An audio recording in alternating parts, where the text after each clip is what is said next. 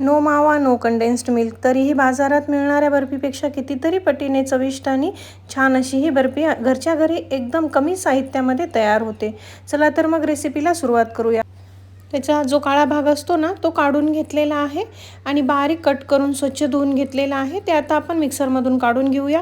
मिक्सरमधून काढताना एकदम बारीक पेस्ट होण्यासाठी त्यामध्ये मी थोडंसं दूध वापरलेलं आहे. थोडंसं म्हणजे एक छोटी वाटी आहे तसं तेवढं वापरलेलं आहे.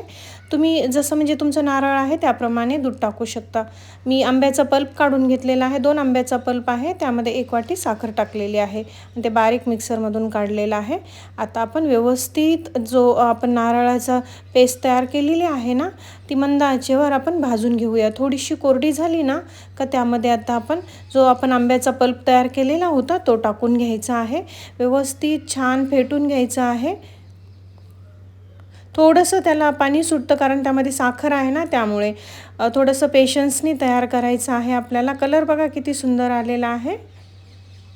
परत ते थोडं कोरडं झाल्याच्या नंतर मी त्यामध्ये मिल्क पावडर टाकलेला आहे. आता हे व्यवस्थित आपण 5 ते 6 मिनिट सिम गॅसवर आपल्याला तयार करून घ्यायचं आहे. गॅस सिम ठेवायचा आहे किंवा मीडियम करायचा आहे. फुल गॅसवर ही रेसिपी बनवायची नाही आहे, लगेच बुडाला लागू शकते. एकदम कोरडं झालेलं आहे मिश्रण.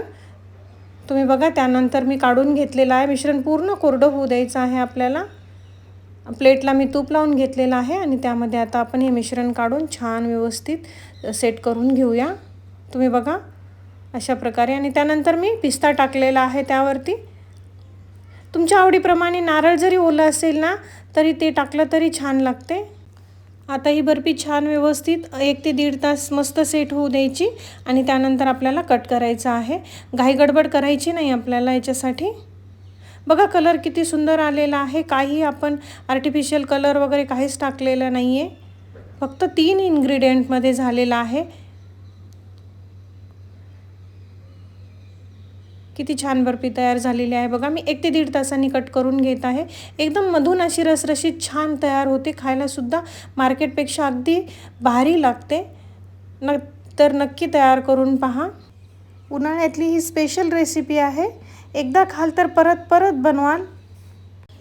तुम्ही जर जास्त शिजवली तरी ती कडक होईल आणि कमी शिजवली ना तर ती व्यवस्थित सेट होणार नाही ही बर्फी.